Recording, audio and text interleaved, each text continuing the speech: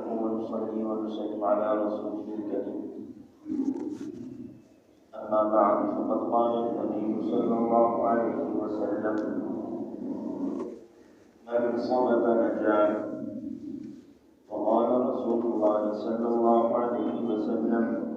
المسلم من سلم المسلمون من لسانه ويده، كما قال عليه الصلاة والسلام: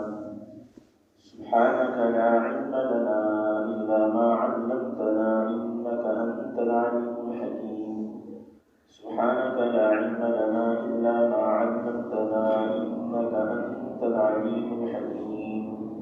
سبحانك لا علم لنا إلا ما علمتنا إنك أنت العليم الحكيم. رب اشرح لي صدري ويسر لي أمري واحلل عقدة من لساني يفقهوا قولي. عزیزان محترم، اللہ رب العزت نے اپنی قدرت سے انسان کو بنایا ہے اور انسان کو اپنی ضروریات کے پورا کرنے کے لیے مختلف اعضاء عطا فرمائے ہیں، اور انسان کا ہر عضو مفید ہے اگر وہ صحیح طور پر استعمال کیا جائے، اور یہی عضو انسان کے لیے نقصان دہ بھی ثابت ہو سکتا ہے اگر اس کو غلط طریقے سے استعمال کیا جائے۔ لیکن انسان کے اعضاء میں کچھ عضو ایسے ہیں جن کا استعمال انسان کے لیے بہت ہلکا اور بہت آسان ہے۔ مثال کے طور پر کسی نے اپنا ہاتھ اونچا کرنا ہو، اس کو اس کے لیے جتنی محنت کرنی پڑے گی اس کے مقابلے میں اپنی آنکھ جھپکنے میں اتنی محنت نہیں کرنی پڑتی۔ لیکن میرے محترم عزیزو، اللہ رب العزت نے اپنی قدرت سے ایک نظام بنایا کہ آنکھ کو بصیرت کے لیے استعمال کیا جائے،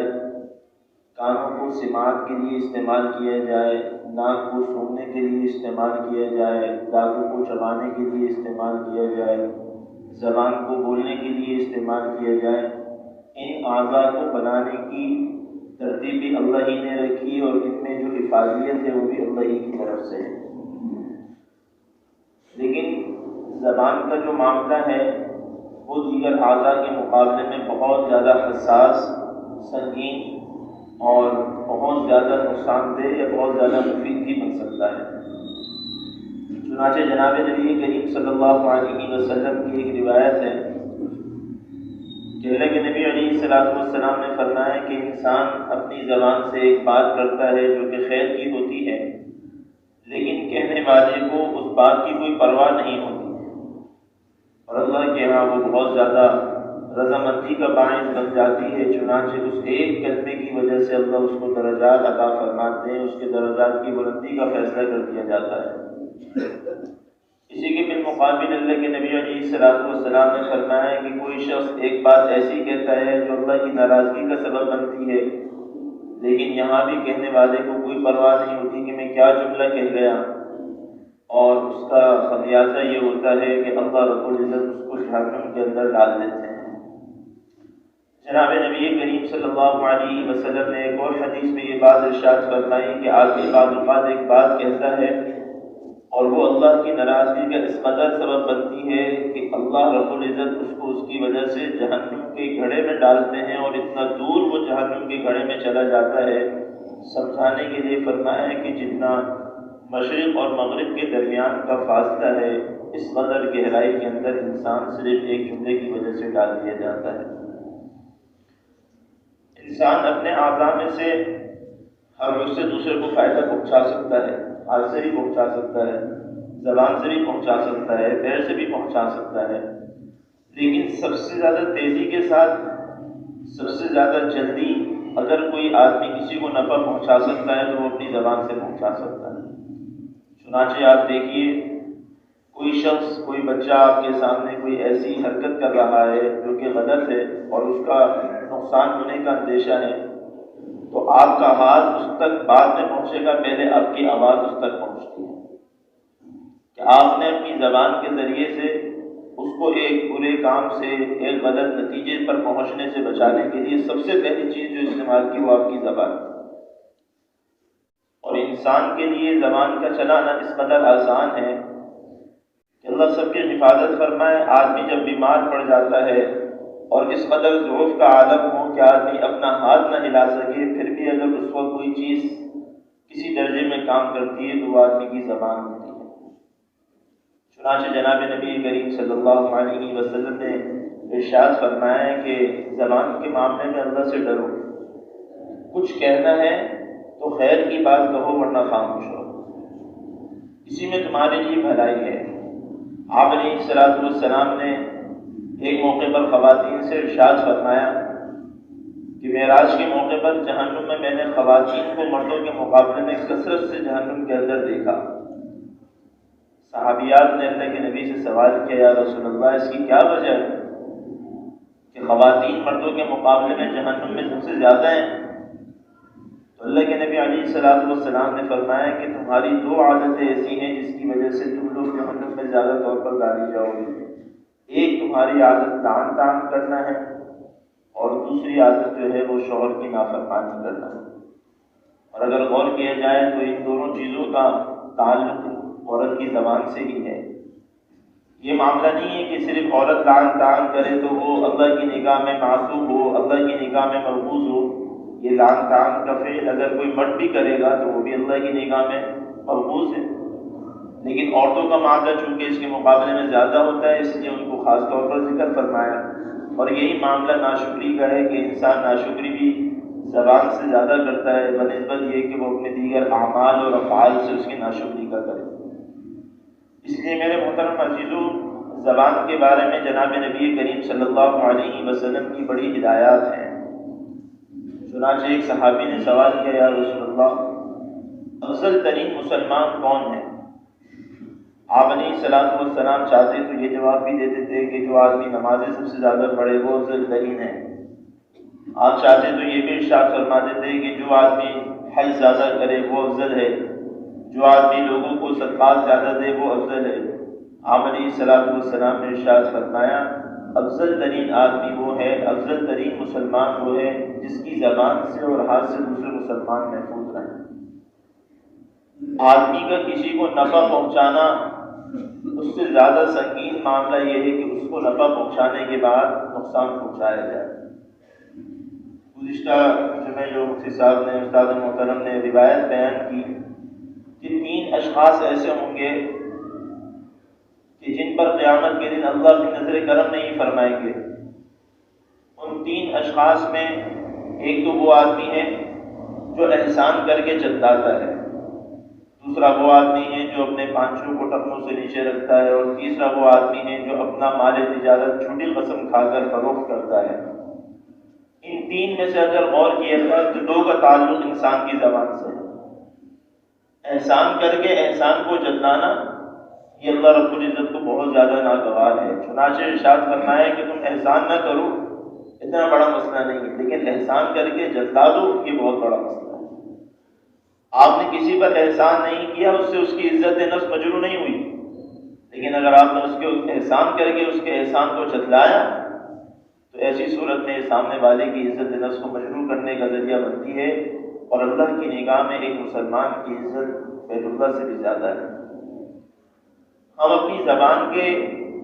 تیر بے مہار چلاتے ہیں، جو منہ میں آتا ہے کہہ دیتے ہیں، اور بعض اوقات اپنی اس گویائی پر اپنی ہمت کو داد دینے کے لیے یہ جملہ بھی کہتے ہیں کہ جناب میں کسی کے سامنے کوئی بات کہنے سے ڈرتا نہیں۔ میرے محترم عزیزو، یہ انسان کی طاقت نہیں، یہ انسان کی ہمت نہیں، یہ انسان کی کمزوری ہے۔ جو کام جہاں کرنا ہو وہاں نہ کیا جائے تو یہ عیب شمار ہوتا ہے، کوئی صفت شمار نہیں ہوتی۔ انسان نے جہاں پر جو کام کرنا ہو وہیں پر اگر وہ کام کیا جائے تو یہ صفت ہے، لیکن اگر وہ کام ہر جگہ کیا جانے لگے تو یہ صفت نہیں، یہ عیب ہے۔ اس کو آپ بہت سی مثالوں سے سمجھ سکتے ہیں۔ لیکن میرے محترم عزیزو، جناب نبی کریم صلی اللہ علیہ وسلم نے خود ایک موقع پر سوال کیا، صحابہ سے فرمایا کہ بتاؤ پہلوان کون ہے؟ اللہ کے نبی علیہ الصلوۃ والسلام کے اس قسم کے سوالات پر صحابہ کرام عموماً یہ ارشاد فرماتے تھے کہ اللہ اس کا رسول زیادہ بہتر جانتا ہے۔ تو جناب نبی کریم صلی اللہ علیہ وسلم نے فرمایا پہلوان وہ نہیں جو کسی پہلوان کو زمین پر پچھاڑ دے، فرمایا پہلوان وہ ہے جو غصے کے وقت اپنی زبان کو پاک کرے۔ کیونکہ انسان کسی کو تلوار سے زخم لگائے ممکن ہے کہ وہ زخم بھر جائے، لیکن انسان کسی کو اپنی زبان سے زخم لگائے تو فرمایا کہ عربی کا مشہور مقولہ اور شعر ہے کہ جراحات السنان لها التیام ولا یلتام ما جرح اللسان، کہ جو تلوار سے زخم لگتا ہے وہ پھر بھر جاتا ہے، لیکن جو انسان کی زبان سے کسی کے دل پہ زخم لگتا ہے وہ ہمیشہ تر و تازہ رہتا ہے۔ وقت وقت کے ساتھ جب وہ بات یاد آتی ہے تو آدمی جو ہے مغموم ہو جاتا ہے، آدمی اپنی عزت نفس کو مجروح ہوتا ہوا محسوس کرتا ہے۔ اس لیے جناب نبی کریم صلی اللہ علیہ وسلم سے ایک موقع پر سوال کیا، یا رسول اللہ نجات کس امر میں ہے، مجھے بتائیے کہ میں فتنوں سے نجات پالوں۔ اللہ کے نبی علیہ الصلوۃ والسلام نے 3 ہدایات ارشاد فرمائی۔ پہلی ہدایت یہ تھی کہ املک علیک لسانک، کہ اپنی زبان پر قابو رکھو، اپنی زبان کو بے جا استعمال کرنے سے گریز کرو، اپنی زبان کو بے دریغ استعمال کرنے سے بچاؤ۔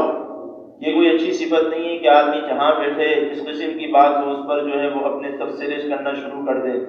اور جس کے بارے میں جو بات کہنا چاہے کہہ دے، اور پھر لٹائی سے انسان شیطان کی چکر میں آگے کیا کہتا ہے، میں تو کسی کے سامنے کوئی بات کہنے سے نہیں گھبراتا، اس میں اتنی ہمت ہے میں ہر ایک سے ہر ایک بات کہہ دیتا ہوں۔ میرے محترم عزیزو، اللہ کے نبی علیہ الصلوۃ والسلام تو ارشاد فرما رہے ہیں دین سارا کا سارا ادب ہے۔ ادب کا مطلب کیا ہے کہ جس سے جتنی بات کرنی چاہیے آدمی اتنی بات کرے۔ آدمی جو بات اپنے بچے سے کہہ سکتا ہے وہ بات اپنے باپ سے نہیں کہہ سکتا، اور اگر کہتا ہے اور اسی انداز اور اسی لب و لہجے میں کہتا ہے، کیونکہ کم سے کم الحمدللہ اتنی اللہ نے عقل اور سمجھ دی ہے دین کی کہ آدمی اگر اس انداز میں بات کرے اپنے باپ سے جس انداز میں اپنے بیٹے سے کرتا ہے تو سب اس کو باہمت نہیں کہیں گے، سب اس کو یہ کہیں گے کہ جناب یہ بے ادب آدمی ہے، بد نصیب آدمی ہے جو اپنے باپ سے اپنی ماں سے اس طریقے سے گفتگو کرتا ہے۔ اس لیے میرے محترم عزیزو، اللہ کے نبی علیہ الصلوۃ والسلام نے پہلی ہدایت یہ فرمائی نجات سے بچنے کے لیے کہ املک علیک لسانک، کہ اپنی زبان کو قابو میں رکھو۔ دوسری ہدایت یہ ارشاد فرمائی کہ تمہارا گھر تمہارے لیے کشادہ ہو، یعنی بے جا اپنے گھروں سے نہ نکلا کرو۔ آدمی بے جا جب اپنے گھروں سے نکلتا ہے تو پھر مختلف قسم کے حالات اور واقعات سے اس کو آشنا ہونا پڑتا ہے، کسی میں وہ کامیاب ہو جاتا ہے اور کسی فتنے میں مبتلا ہو جاتا ہے۔ تیسری بات یہ ارشاد فرمائی کہ اپنی خطاؤں پر رویا کرو، کہ یہ 3 کام کرنا تمہیں جو ہے وہ فتنوں سے نجات دینے کے لیے کافی ہے۔ پھر ایک روایت میں آپ علیہ الصلوۃ والسلام نے ارشاد فرمایا، ترمذی کی روایت ہے کہ جب صبح ہوتی ہے تو انسان کے اعضاء انسان کی زبان کو متوجہ کر کے یہ کہتے ہیں کہ دیکھ تیری سلامتی میں ہماری سلامتی ہے، اور اگر تو ٹیڑھی چلی تو پھر اس کا مطلب یہ ہے کہ ہمارے لیے بھی اس میں خطرہ ہے، ہمارے لیے بھی اس میں نقص ہے۔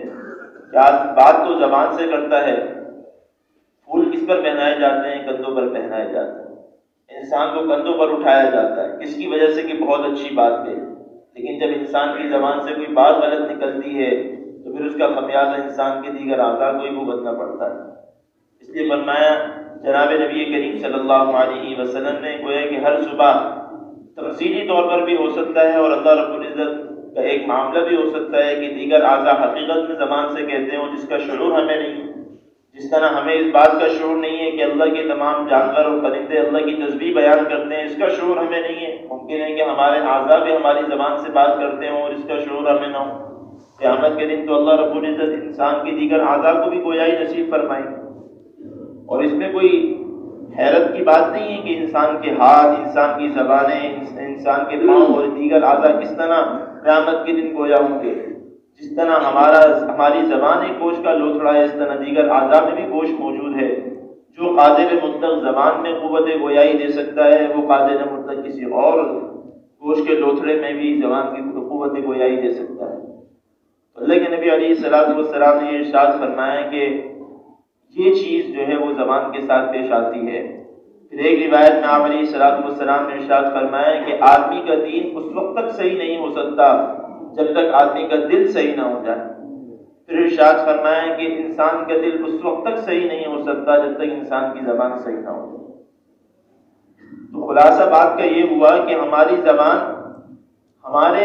اعمال کو بنانے اور بگاڑنے میں بہت اہم کردار ادا کرنے والا عضو ہے۔ قیامت کے دن جناب نبی کریم صلی اللہ علیہ وسلم نے ارشاد فرمایا کہ